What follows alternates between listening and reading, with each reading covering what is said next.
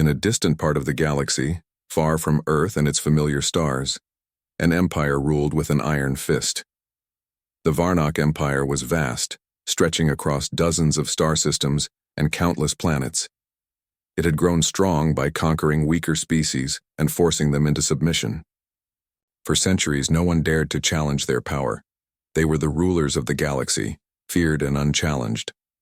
But that all changed one fateful day when something strange happened. Out of nowhere, near the edge of the Andoran Expanse, a region known for its swirling clouds of cosmic dust and unpredictable gravitational forces, a massive ship appeared. It was unlike anything the Varnock had ever seen before. Sleek and metallic, it glinted in the light of a nearby star. Its shape was both elegant and intimidating, bristling with weapons that looked far more advanced than anything in the Empire's arsenal. This was no ordinary vessel. This was a warship, and it bore markings that identified it as human. The sudden appearance of the ship sent shockwaves through the Empire. No one had detected it coming. There were no hyperspace trails, no warp signatures, nothing to suggest how or why it had materialized so close to Varnock territory. Alarm bells rang throughout the Empire's command centers. Ships scrambled to respond and officers barked orders, trying to figure out what was happening. Commander Alan Drake, stationed aboard one of the Empire's largest cruisers, watched the events unfold with growing unease. A tall man with sharp features and piercing blue eyes, Alan was known for his calm demeanor under pressure. But even he felt a chill run down his spine as he stared at the screen displaying the mysterious ship. "Magnify," he ordered, leaning forward in his chair. Lieutenant Karen Blake, a young woman with short brown hair and a determined expression, adjusted the sensors to zoom in on the intruder. She studied the readings carefully, her brow furrowing as she processed the data. "It doesn't match any records we have," she said finally, her voice tinged with uncertainty. "Its design is different. Advanced."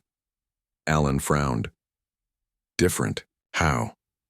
Karen hesitated, choosing her words carefully. "Well, sir, our ships are built for durability and firepower. This one looks sleeker, more efficient. And those weapons, it's hard to tell exactly what they're capable of, but whatever. They're not like ours." Alan nodded slowly, absorbing the information. "Has anyone tried hailing them yet?" "Yes, sir," Karen replied. "Multiple attempts.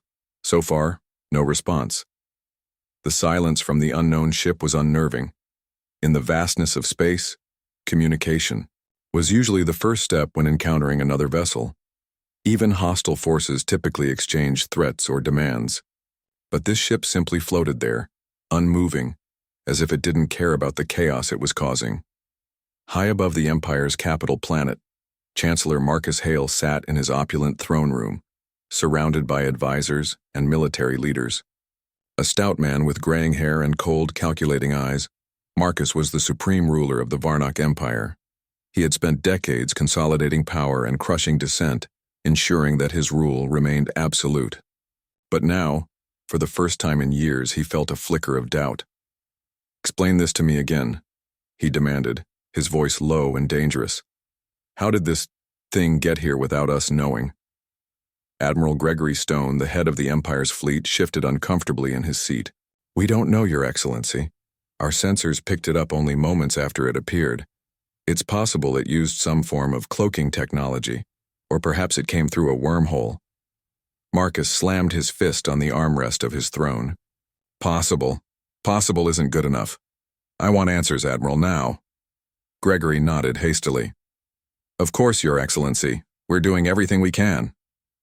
Back aboard the mysterious ship, Captain Ryan Foster stood calmly on the bridge, surveying the situation. Tall and broad-shouldered, with short-cropped black hair and a steady gaze, Ryan exuded confidence. He had been handpicked for this mission because of his ability to think clearly in high-pressure situations. His crew trusted him implicitly, and he knew it was his responsibility to keep them safe. "What's the status?" Ryan asked, addressing his communications officer, Lieutenant Emily Ross. "No response from the local forces," Emily reported. "They've been hailing us repeatedly, but their language is unfamiliar. We're running translations now. Ryan nodded. Good. Keep working on it. In the meantime, let's avoid provoking them. Raise shields, but hold fire unless fired upon. Aye, Captain, Emily replied, relaying the order to the rest of the crew. As the hours passed, tensions continued to mount. The Varnock ships surrounding the Invincible grew bolder, moving closer and probing its defenses. Though Ryan had instructed his crew to remain non-aggressive, the situation was becoming increasingly volatile. On the other side, Commander Alan Drake found himself torn between curiosity and caution. Something about the mysterious ship intrigued him. Its sudden appearance defied logic, and its apparent lack of hostility was equally puzzling. Could it really be as harmless as it seemed? Or was it merely biding its time, waiting for the perfect moment to strike, sir? Karen said suddenly, interrupting Alan's thoughts. They're raising shields. Alan straightened in his chair. Are they powering weapons? Not yet, Karen replied. But their energy levels are increasing. Alan clenched his jaw. Keep monitoring them. If they make any aggressive moves, report it immediately. Meanwhile, back on the Invincible, Ryan could feel the weight of the situation pressing down on him. The Varnock ships were getting too close for comfort, and their actions were becoming more erratic. One wrong move, and things could spiral out of control. Captain, Emily said, breaking the tense silence on the bridge. We've managed to translate some of their transmissions. They're demanding identification and purpose. Ryan considered this for a moment. Send a message back. Tell them we mean no harm and request peaceful dialogue. Emily nodded and began typing out the response. As the message was transmitted, Ryan couldn't help but wonder if it would make any difference. The Varnock Empire was notorious for its aggression and unwillingness to negotiate. Would they listen, or would they see humanity's presence as a threat? Hours ticked by, and still no reply came from the Varnock forces. Instead, their ships continued to circle the Invincible, like predators stalking their prey.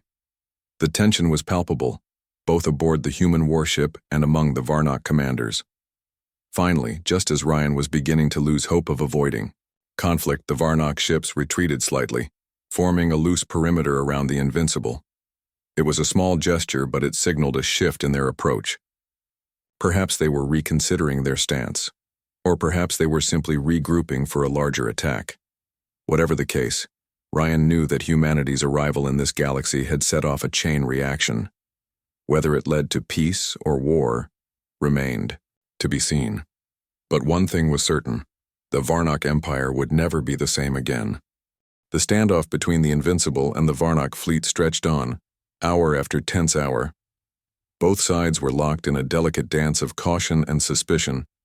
The Varnock ships maintained their distance, circling the human warship like wary predators unsure whether to attack or retreat. On board the Invincible, Captain Ryan Foster kept his crew focused, ensuring that every system was ready for any eventuality.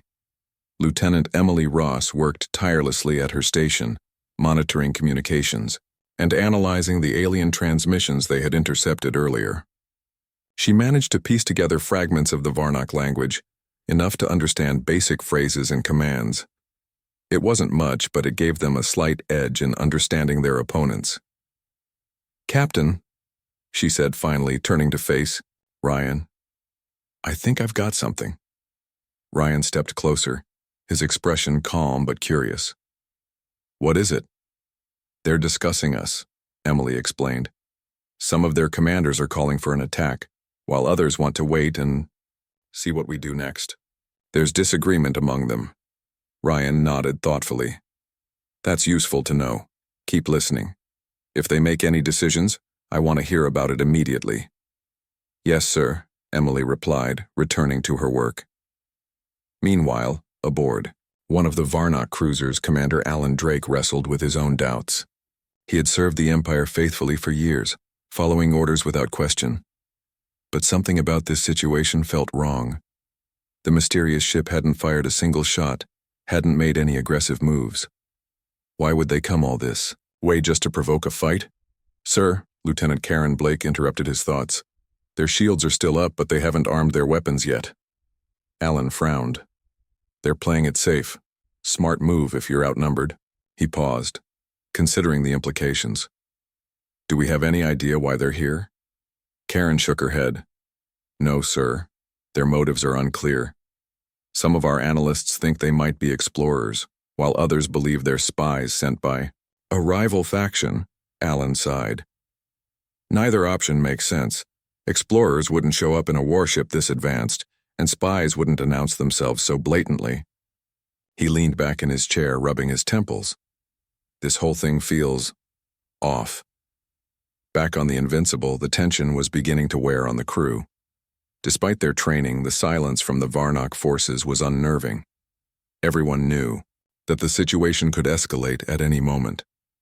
Still, Captain Foster remained steadfast, projecting an air of calm authority that reassured his team. Finally, after hours of waiting, the Varnock ships made their move. A squadron of smaller fighters peeled away from the main fleet and began approaching the Invincible. They flew in tight formation, their movements precise and deliberate. Ryan watched the screen intently as the fighters drew closer. Shields. Holding steady, reported Chief Engineer Daniel Carter from his station. Their scans aren't penetrating. Good, Ryan said. Let's not give them anything to shoot at unless they fire first. The fighters continued their approach until they were within range of the Invincible. Then, without warning, they opened fire. Energy blasts streaked toward the human warship, striking its shields with dazzling flashes of light. Alarms blared across the bridge, but Ryan remained composed. Damage report? He asked calmly. Minimal, Daniel replied. Their weapons aren't strong enough to breach our shields. Ryan nodded. Return fire, but disable only, no casualties. The order caught some of the crew off guard. Even in the heat of battle, humanity's rules of engagement prioritized minimizing harm. As the Invincible's weapons came online, beams of energy lashed out at the attacking fighters. Each shot was carefully aimed, targeting engines and weapon systems rather than cockpits or life support. One by one, the Varnock fighters dropped out of formation, their ships crippled but intact. Within minutes, the entire squadron had been neutralized. The larger Varnock cruisers, watching from a distance, did nothing to intervene. Instead, they retreated further, regrouping as if reconsidering their strategy. On board the lead cruiser, Commander Alan Drake stared at the scene in disbelief. Never before had he witnessed such precision and restraint in combat. Most species would have retaliated with overwhelming force, destroying everything in sight. But these humans, they were different. They had the power to obliterate the fighters entirely, yet they chose not to. What just happened? Karen asked, voicing the question on everyone's mind. Alan didn't answer right away. He was too busy processing what he had seen. The humans weren't just technologically superior. They were disciplined, methodical, and most surprisingly merciful. It was a combination that left him deeply unsettled. Word of the skirmish spread quickly throughout the Varnock fleet. Reports flooded into High Chancellor Marcus Hale's throne room, painting a picture of an enemy unlike any they had faced before.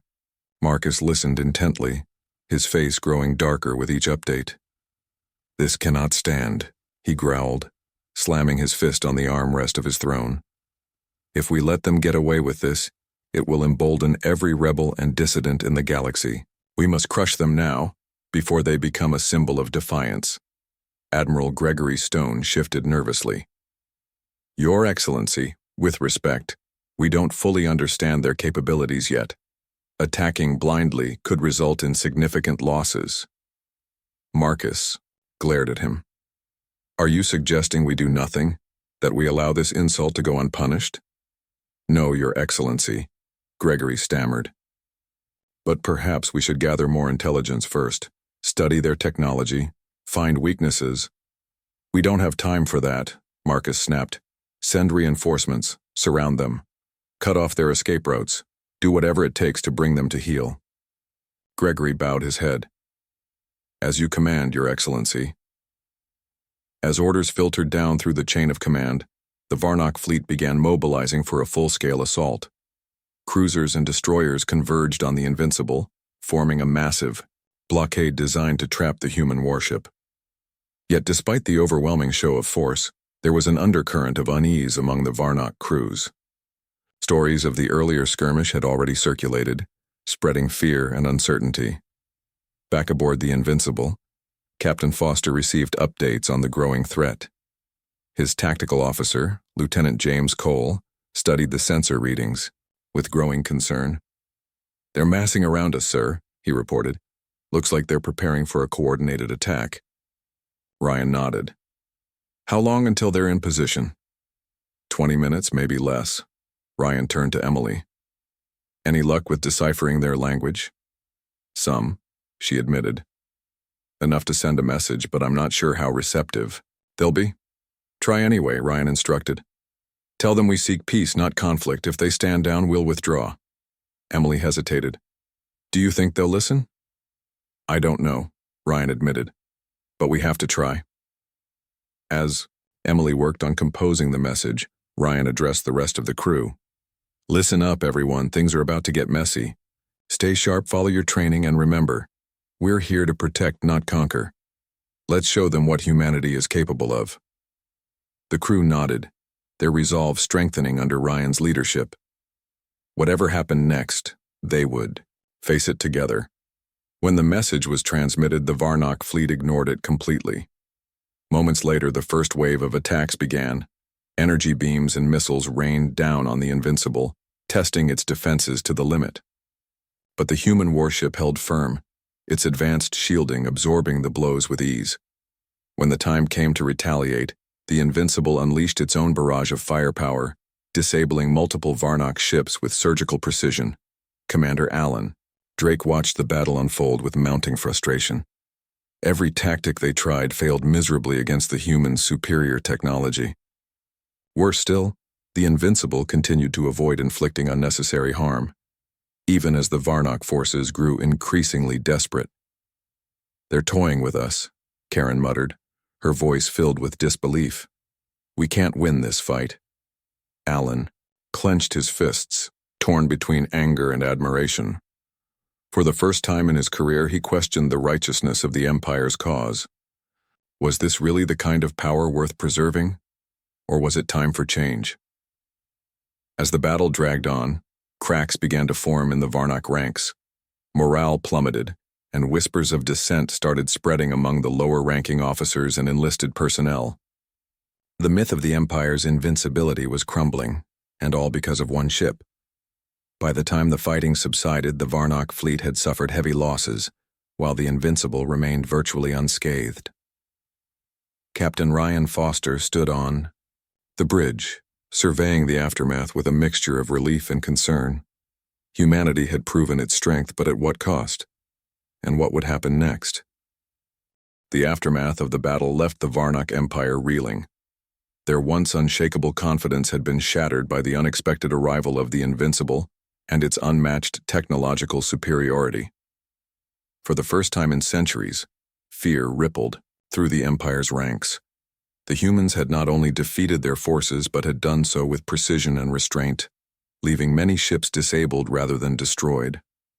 This act of mercy baffled the Varnock commanders, who were used to enemies, fighting with reckless brutality. On board the Invincible, Captain Ryan Foster gathered his senior officers for a debriefing. Despite the ship's flawless performance during the skirmish, Ryan knew they couldn't afford to be complacent. "We've proven we can handle ourselves," he began, addressing the group. "But that doesn't mean we're out of danger.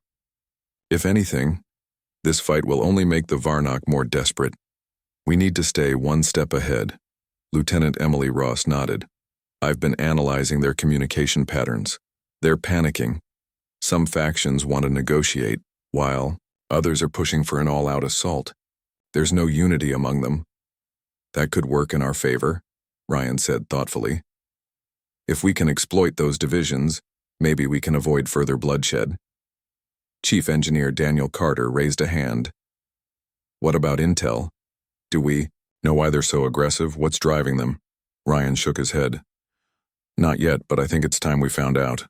Turning to Lieutenant James Cole, the tactical officer, he added, "Prepare a reconnaissance team. We need eyes on the ground, someone to gather information about these people and their empire." James hesitated. "It's risky, sir. If they catch us..." "I know," Ryan interrupted. But we can't sit here and wait for them to regroup. Send your best people. Make sure they blend in and keep a low profile. With the order given, James quickly assembled a small team led by Lieutenant Emily Ross. Disguised in scavenged uniforms taken from captured Varnock pilots, the team prepared to infiltrate a nearby outpost. Their mission was simple: observe, gather intelligence, and return without being detected. Commander Alan Drake watched as repairs were made to the damaged ships under his command. The sight of so many crippled vessels filled him with shame. Never before had he experienced such a crushing defeat.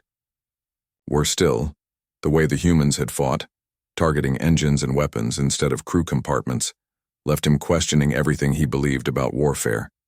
"Sir," Lieutenant Karen Blake approached cautiously, holding a datapad. "You should see this." Alan took the device and skimmed the report.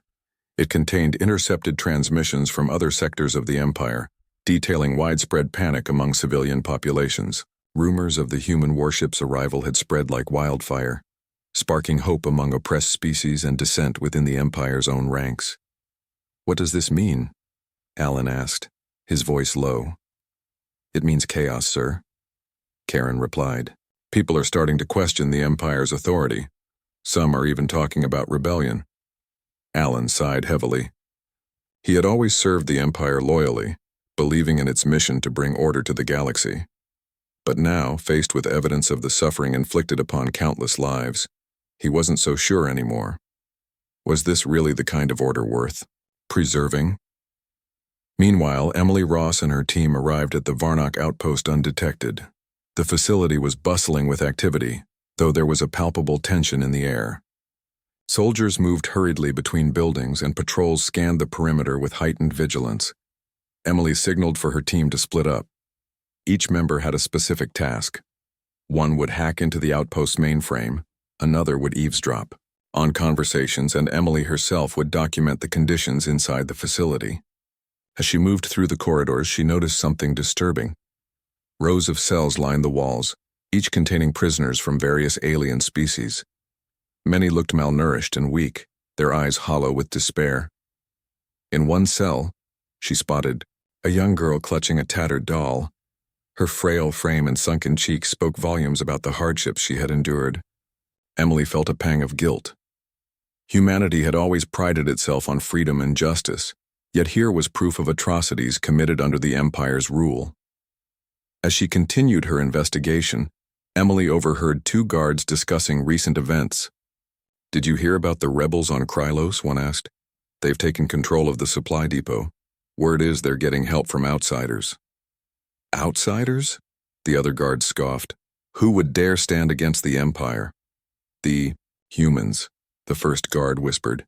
"That warship everyone's talking about, it's theirs. And they're not just fighting, they're freeing worlds." Emily's heart raced. If true, this meant the Invincible's presence was already inspiring resistance across the galaxy. She quickly relayed the information back to the ship via a secure channel. Back aboard the Invincible, Captain Ryan Foster listened intently as Emily reported her findings. His expression darkened as she described the conditions in the cells and the rumors of rebellion spreading throughout the Empire. "This changes everything," he said finally. "The Varnock aren't just conquerors, they're oppressors. We can't turn a blind eye to this." Lieutenant James Cole frowned. "What are you suggesting, sir? Full-scale intervention?" "No," Ryan replied firmly. "Not yet. But we can't leave these people to suffer either. Start preparing aid. Packages, food, medicine, anything we can spare. And let's reach out to those rebel groups. If they're willing to fight for freedom, we'll support them however we can." The decision marked a turning point for the mission. No longer content to remain passive observers, the crew of the Invincible began taking active steps to undermine the Empire's grip on the galaxy. Supplies were covertly delivered to rebel strongholds, and encrypted messages were sent offering guidance and encouragement. On Krylos, a planet deep within Varnock territory, Sarah Ellis led a growing resistance movement. A fiery young woman with sharp features and an unyielding determination, Sarah had spent years organizing secret meetings and smuggling weapons to fellow dissidents. When news of the Invincible reached her ears, she saw it as a sign that change was possible. "They say the humans are helping," one of her comrades whispered excitedly. "They've sent food and medical supplies. Maybe they'll send weapons." Next, Sarah smiled grimly. "We don't need their weapons. All we need is hope. That's what they've given us. A reason to believe we can win." Under her leadership, the rebels launched a daring raid on a key Varnock supply depot. Using tactics inspired by the stories of the Invincible, they struck swiftly and decisively, disabling defenses and seizing vital resources. The victory boosted morale among the resistance fighters and dealt a significant blow to the Empire's operations in the region. High Chancellor Marcus Hale received word of the rebellion with barely concealed rage. Slamming his fist on the table, he demanded answers from his advisors. How could this happen? How did a single ship manage to inspire such defiance? Admiral Gregory Stone struggled to respond. "Your Excellency, the humans have tapped into something we've ignored for too long, the desire for freedom. Their actions have shown others that the Empire isn't invincible," Marcus snarled. "Then crush them. Crush every last rebel and anyone who dares to side with them." Gregory hesitated. "And if we fail, what then?" Marcus glared at him. "Failure is not an option." As rebellion spread across the galaxy, cracks began to form in the Empire's foundation. Dissent grew louder, and loyalty wavered. Even some high-ranking officials questioned whether the cost of maintaining control was worth it. Amidst the chaos, the Invincible remained a symbol of hope, a beacon of light in a galaxy shrouded in darkness. Captain Ryan Foster stood on the bridge, gazing out at the stars. The road ahead would be difficult, but he knew they were on the right path. Humanity had come to this galaxy unexpectedly, but perhaps fate had brought them here for a reason. Together, with the courage of countless oppressed peoples, they would challenge tyranny and pave the way for a brighter future.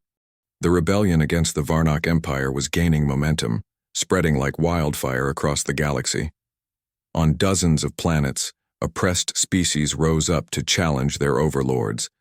The stories of the Invincible, its unmatched power, its restraint in battle, and its apparent willingness to aid those fighting for freedom, inspired hope among the downtrodden. For the first time in centuries, the Empire's iron grip on the galaxy began to weaken.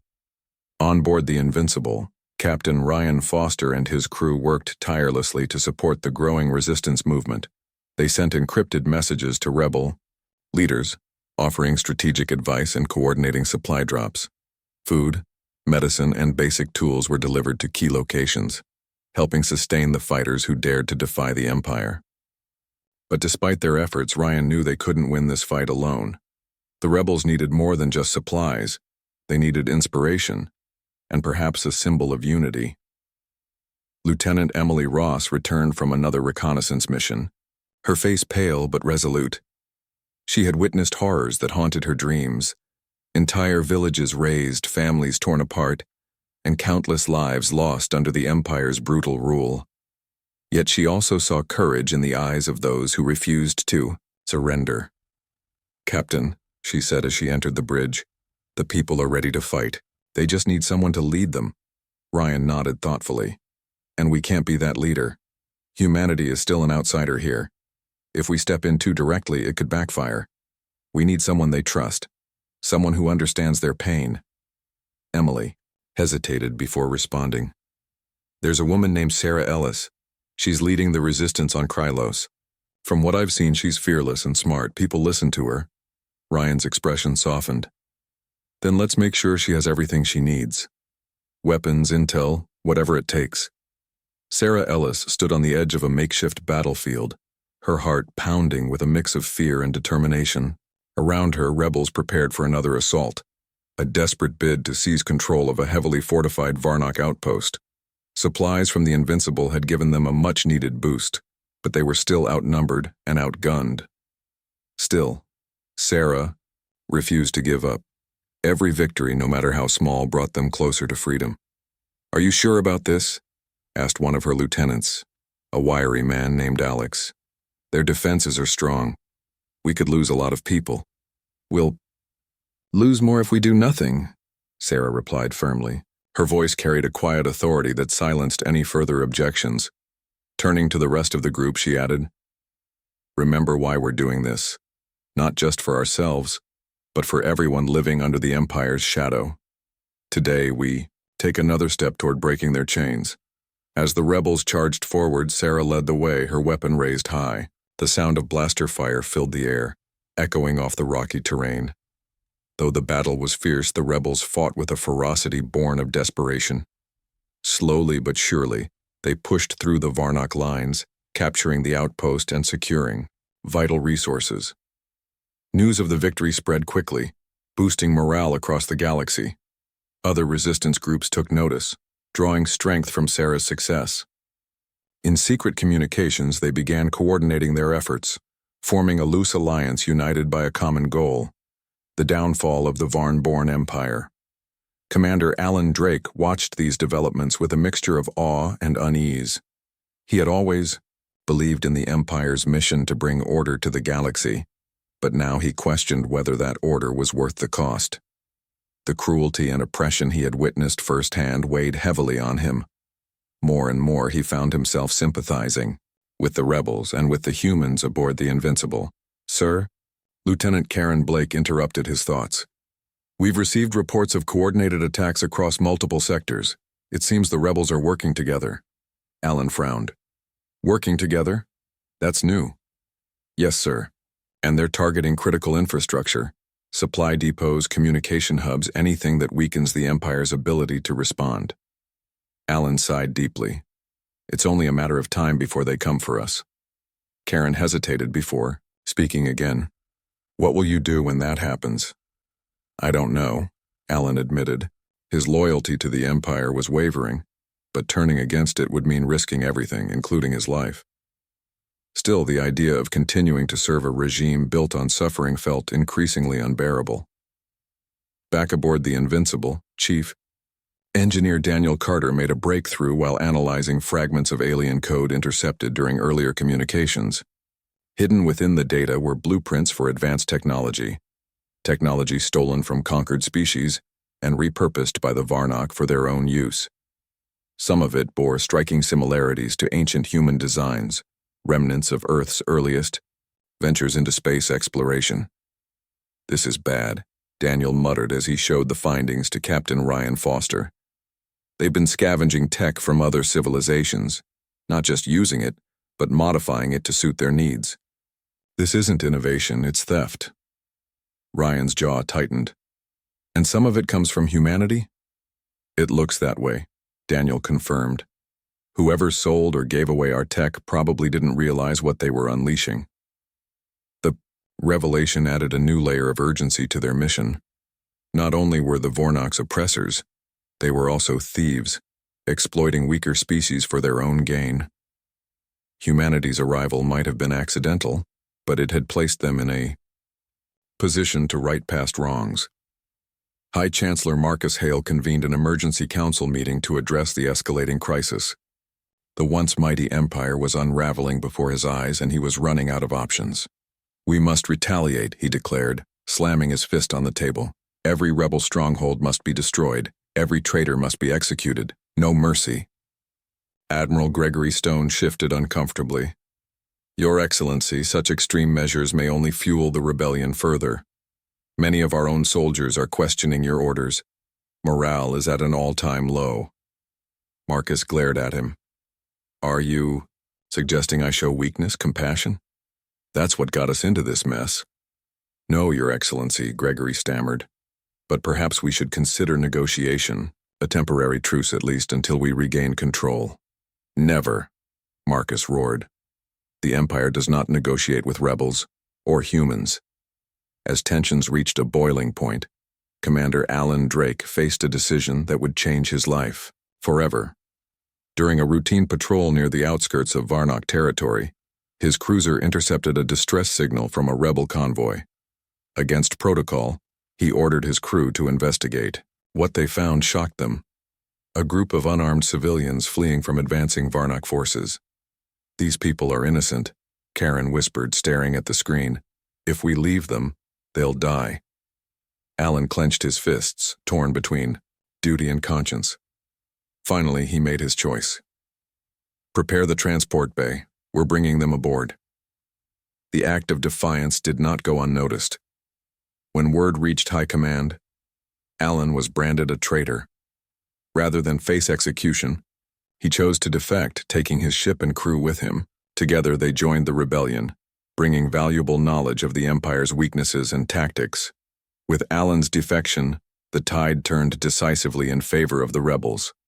Key victories followed, weakening the Empire's stranglehold on the galaxy. Back on Earth, news of humanity's role in toppling tyranny sparked pride and determination. Support poured in from governments and citizens alike, solidifying humanity's commitment to the cause. Captain Ryan Foster addressed his crew, his voice steady but filled with resolve. "This isn't just about defeating an empire," he said.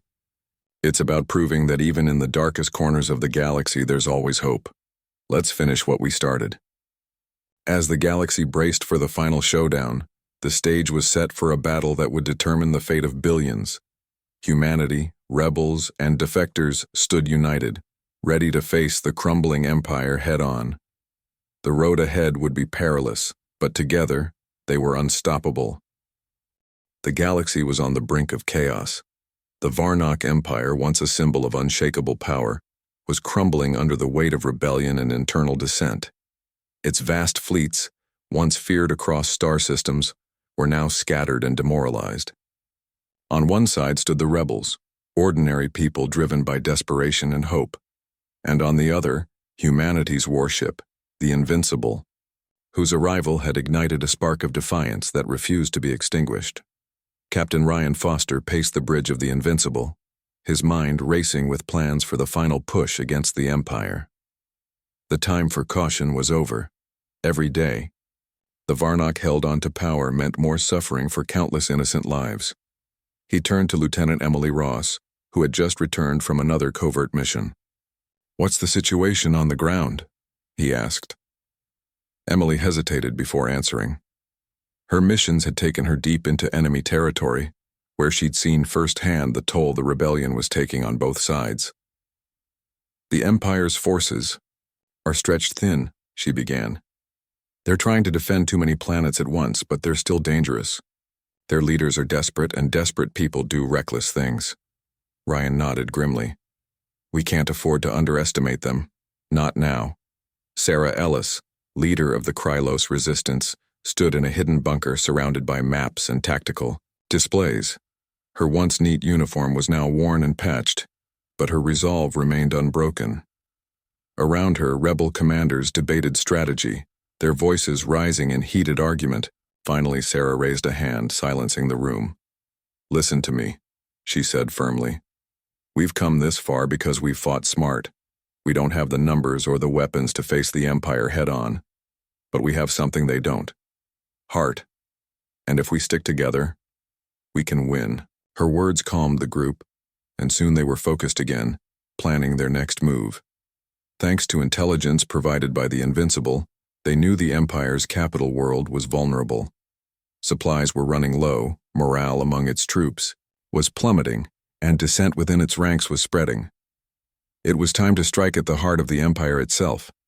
Commander Alan Drake, now a key ally of the rebellion, sat in a makeshift command center aboard his defector cruiser. The decision to abandon the Empire had been difficult, but it felt like the right thing to do. For years he had served without question, believing in the Empire's promise of order. Now he saw it for what it truly was: a regime built on oppression and fear. "Commander," called Lieutenant Karen Blake, handing him a datapad. "Latest intel from the front lines. The rebels are making progress, but the Empire is digging in around the capital. They're preparing for a last stand." Alan studied the data carefully.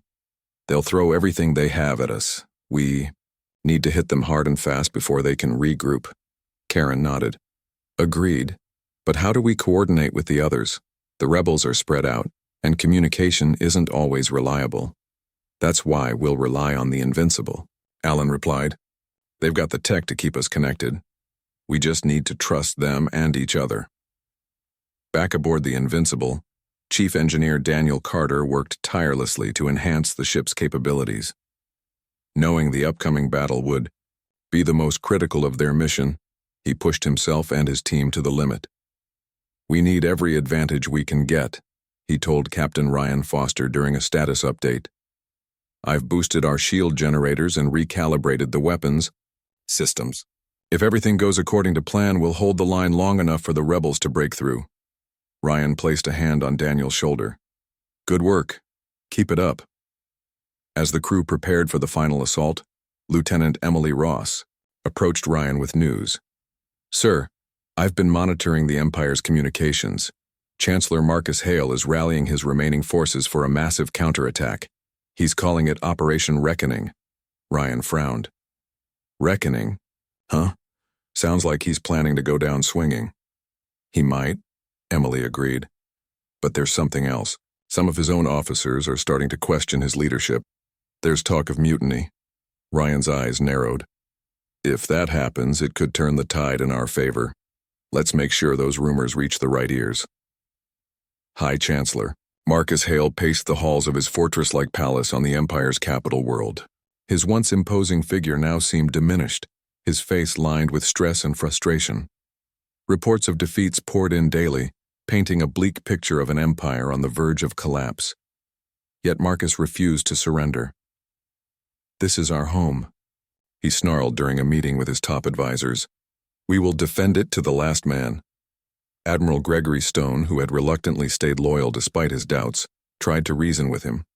"Your Excellency, perhaps it's time to consider negotiations. The rebels are gaining strength, and even some of our own soldiers are questioning your orders. A truce may be our only chance to preserve what's left of the Empire." Marcus slammed his fist on the table. "Negotiations are for cowards. If we show weakness now, we lose everything." Gregory sighed inwardly. He knew Marcus was beyond reason, consumed by pride and fear. Still, he couldn't abandon his post. Not yet. Maybe, when the time came, he could find a way to minimize the bloodshed. On the eve of the final battle, Sarah Ellis addressed her fighters, her voice steady but filled with emotion. "Tomorrow we march toward the Empire's heart. Many of us may not return, but our sacrifice will mean something. It will mean freedom. For ourselves, for our children, and for everyone living under the shadow of tyranny. Let's show them that no empire lasts forever." Her words echoed through the ranks, igniting a fire in the hearts of the rebels. Men and women from dozens of species stood shoulder to shoulder, united by a shared dream of liberation. Dang Tao. Them were defectors like Commander Alan Drake, whose presence bolstered their confidence. Together they boarded ships and prepared for the journey to the capital world. As dawn broke over the Empire's homeworld, the skies lit up with streaks of light as rebel fleets converged on the planet. The Invincible led the charge, its sleek form cutting through the void like a blade. Behind it came hundreds of smaller vessels carrying fighters determined to end the Empire's reign of terror. The Varnock fleet mobilized quickly, forming a defensive perimeter around the capital. Energy blasts filled the air as the two sides clashed in a dazzling display of firepower.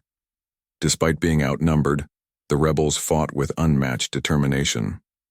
Inspired by the presence of the Invincible and the courage of leaders like Sarah Ellis, they pushed forward relentlessly. From his position aboard the Invincible, Captain Ryan Foster coordinated the attack, ensuring that the rebels' efforts were supported by precise strikes from the human warship. "Focus on their command ships," he ordered. "Take out their leadership and the rest will fall apart."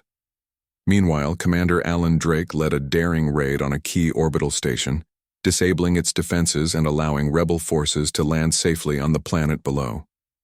Ground battles erupted across the capital, pitting heavily armed Varnock soldiers against ragtag groups of rebels armed with scavenged weapons and sheer willpower. In the chaos, High Chancellor Marcus Hale retreated to an underground bunker, refusing to face the reality of his empire's collapse. Admiral Gregory Stone, however, made a bold decision. Gathering a small group of loyal officers, he broadcast a message to the entire fleet.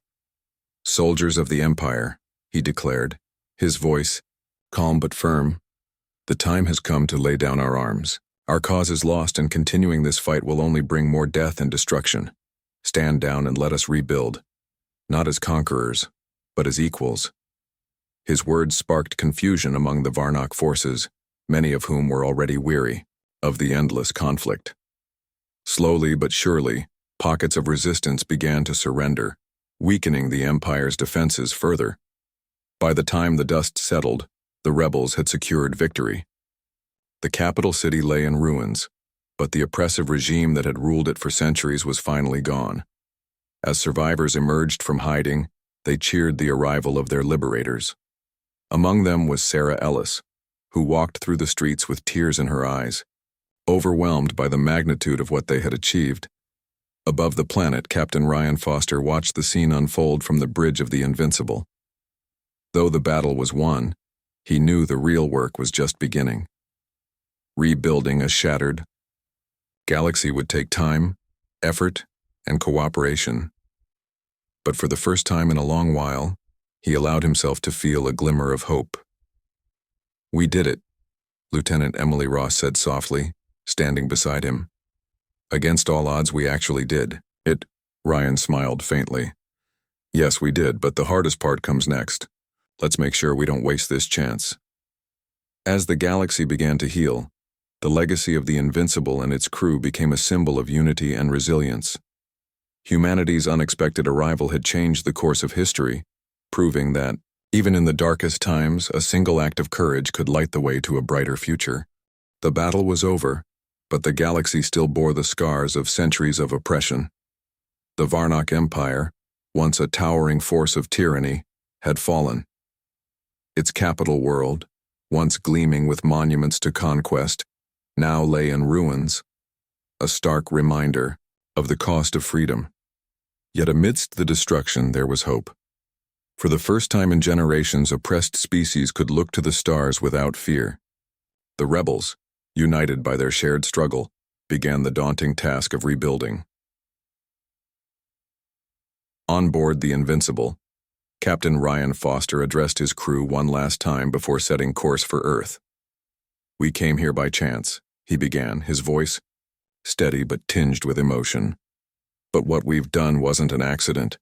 Every choice we made, every risk we took, it mattered. We showed the galaxy that even in the face of overwhelming odds, courage and unity can prevail." The crew listened intently, their faces reflecting pride and exhaustion. They had fought hard, not just for themselves, but for countless others who had suffered under the Empire's rule. Lieutenant Emily Ross stood near the front, her hands clasped tightly. She thought of the prisoners she had seen during her missions, the hollow eyes of children, the frail bodies of elders, and felt a surge of relief that their suffering might finally end. Sarah Ellis stood on a makeshift platform in the heart of the liberated capital city, addressing a crowd of survivors and rebels. Her voice carried across the square, strong and clear despite the weariness etched into her face. "Today we celebrate not just victory, but freedom," she said, pausing to let her words sink in. "For too long we lived in fear. For too long we were told we were powerless, but we proved them wrong. Together we tore down walls built by hatred and greed. Now it's up to us to build something better." Her speech was met with cheers and applause, but Sarah knew the road ahead would be difficult. The galaxy was fractured, its economy shattered, its infrastructure in ruins, and its people divided. Rebuilding would require more than just determination. It would demand cooperation and trust. Commander Alan Drake, standing nearby, nodded in agreement. Since defecting from the Empire, he had dedicated himself to helping the rebellion. Now, as a representative of the former oppressors, he understood the importance of accountability. "We can't erase the past," he told Sarah later, as they walked through the streets. "But we can learn from it. If we're honest about what happened, if we acknowledge the pain, we have a chance to move forward." Sarah smiled faintly. "That's easier said than done. Some people won't forgive so easily." "I know," Alan admitted. "But forgiveness isn't the goal right now, justice is. And justice starts with truth." Back aboard the Invincible, preparations were underway for humanity's return to Earth. Chief Engineer Daniel Carter supervised the final checks on the ship's systems, ensuring everything was ready for the long journey home. Despite the exhaustion weighing on him, he couldn't help feeling a sense of accomplishment. "We did good work here," he said to Lieutenant James Cole, who was double-checking the navigation charts. James nodded. "Yeah, we did, but I'll miss it, you know. This place, these people, it feels like we're leaving unfinished business behind." Daniel chuckled softly. "Maybe, but our job was never to fix everything, just to give them a fighting chance. What happens next is up to them." High above the planet, representatives from liberated worlds gathered aboard the Invincible for a historic meeting. It was the first step toward forming a new coalition, a partnership of species committed to peace, justice, and cooperation. Captain Ryan Foster welcomed them warmly, his presence commanding respect without intimidation. "We didn't come here seeking conquest," he told the assembled delegates. "We came because we believe in something better, a future where no one has to live in fear." The room fell silent as his words sank in. Many of the attendees had spent their lives under the shadow of the Empire, and hearing such a message, from humans no less, was both surprising and inspiring. One delegate, a tall alien with shimmering blue skin, stepped forward. "Your arrival changed everything," he said, his voice filled with gratitude. "You gave us hope when we had none. How can we repay you?" Ryan shook his head. "You don't owe us anything, just promise me one thing. Build a galaxy worth living in, that's all the thanks we need." As the Invincible prepared to depart, Sarah Ellis and Commander Alan Drake boarded the ship for a brief farewell. They had been invited to Earth to share their stories and help shape humanity's role in galactic affairs. For Sarah, it was an opportunity to ensure that humanity stayed true to its promises. For Alan, it was a chance to make amends, to show that not all Varnoks were monsters. Standing on the bridge, Ryan watched as the engines roared to life. The stars outside the viewport stretched and blurred as the ship entered hyperspace, carrying its crew and passengers toward a new chapter. For the first time in months, there was a sense of calm, a quiet confidence that they had done the right thing. "Do you think they'll succeed?" Emily asked, joining Ryan at the viewport. "The coalition, I mean." Ryan hesitated before answering. "I don't know. There will be challenges, disagreements, maybe even conflicts. But they have something the Empire never did: hope. And as long as they hold on to that, they'll find a way." Emily nodded, gazing out at the swirling colors of hyperspace. "It's strange, isn't it? We came here by accident, but it feels like we were meant to be here." Ryan smiled faintly. "Maybe. Or maybe it's just proof that sometimes doing the right thing doesn't need a reason. You just do it because it's the right thing to do." Weeks later, the Invincible arrived back at Earth, greeted by cheering crowds and media coverage. Humanity's role in toppling the Varnok Empire became the talk of the planet, sparking debates about Earth's place in the galaxy. Some argued for cautious involvement, while others called for active leadership in shaping a new interstellar order. Through it all, Captain Ryan Foster remained a steady voice of reason. In a televised address, he spoke directly to the people of Earth.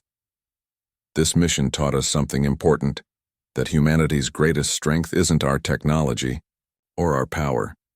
It's our belief in fairness and justice, and the idea that everyone deserves a chance to live free. If we carry those values with us, we can help build a galaxy worth exploring."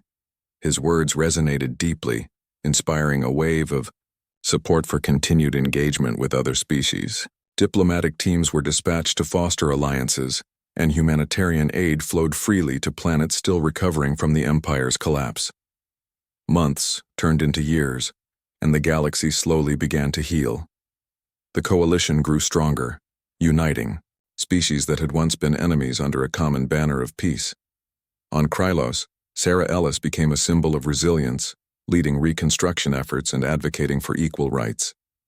Commander Alan Drake worked tirelessly to document the Empire's crimes, ensuring that history would remember the lessons of the past. And far away, orbiting Earth, the Invincible stood as a testament to humanity's potential. Though retired from active duty, it remained a beacon of hope, A reminder that even in the darkest corners of the universe, light could shine through. Captain Ryan Foster often visited the ship, walking its halls and remembering the battles fought and the lives touched. He knew their journey had only scratched the surface of what lay ahead, but he also knew they had planted the seeds of change. As he stood on the bridge one last time, gazing out at the stars, he whispered to himself, "The galaxy is vast and full of possibilities. Let's make sure we're ready for whatever comes next."